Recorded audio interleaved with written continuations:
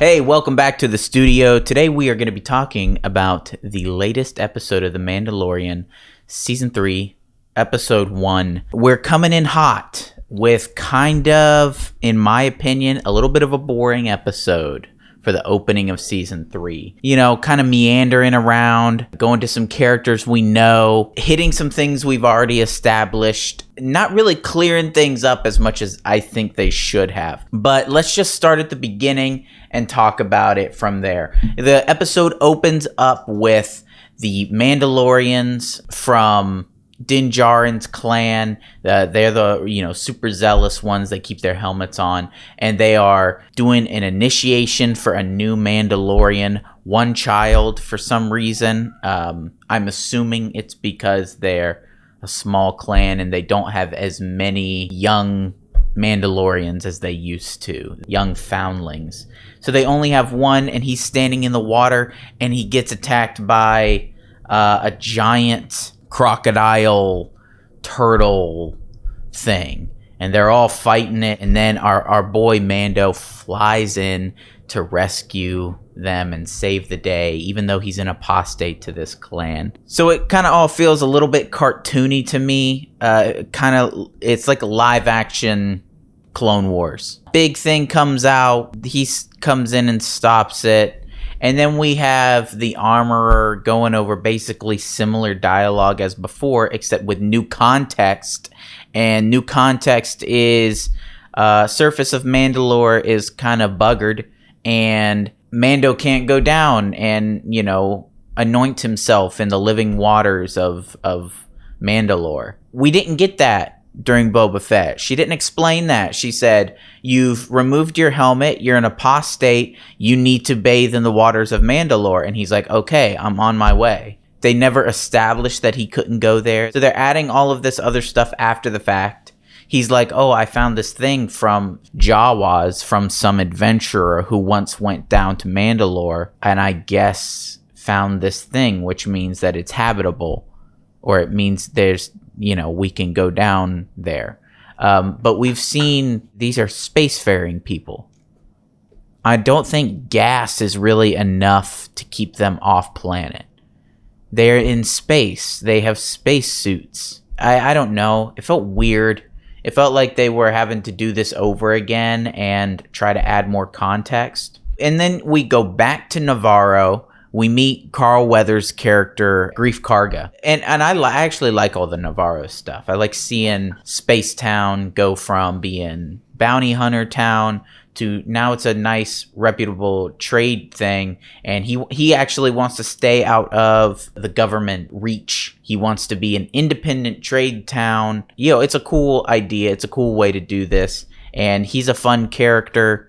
And the town is fun. They have to deal with some pirates. They do a quick draw in the street, kind of keep into that sort of cowboy theme that the Mandalorian has going. Mando needs the IG droid for some reason to help him navigate Mandalore. It doesn't make sense to me because if I feel like it's a big galaxy, there's plenty of places you could go to get a new droid that could go to Mandalore, search around, and help you. We've seen how many hundreds of thousands of droids are in this galaxy. He needs this one specific one that got blown up that one time, played by Taika Waititi.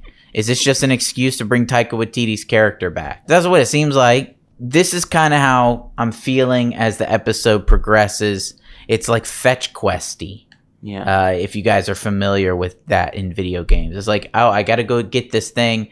But also, like, why did he have to go to the armorer to say that I'm going to purify myself on Mandalore? He leaves with Grogu. They meet up with the little Babu Freak aliens from the sequel series. They say they can't really fix the IG droid, so he has to go get something else, because fetch quest. And he's teaching Grogu how to fly and how to be a Mandalorian. He gets attacked by pirates.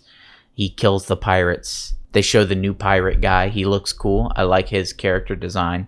And I hope he's a bad guy throughout the series. That would be interesting and fun. And then he goes to Bo-Katan. We kind of give her reason why she's not doing other stuff. And then he leaves her. So it's like Mando shows up places and then he leaves. He does some stuff and then he leaves. That's his whole episode. He's going on fetch quests. He's trying to teach Grogu. We don't know how much time has passed. I don't have a problem with it. The episode, like, I don't have a problem with it if you're looking at it like a cartoon. I feel like the episode overall was okay. It didn't do as much as an opening episode needs to do, especially because Mandalorian, this show, is the flagship for Star Wars right now. It is what they're putting their time and effort in. We can't be boring. We have to be entertaining. We have to do more than what this episode did.